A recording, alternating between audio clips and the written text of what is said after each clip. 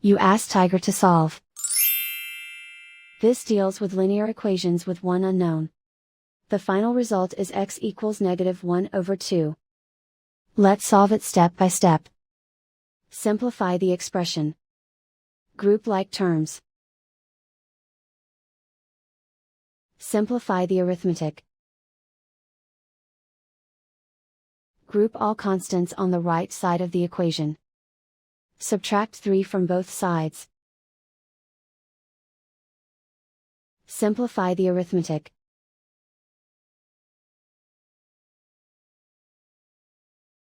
Isolate the x. Divide both sides by 6.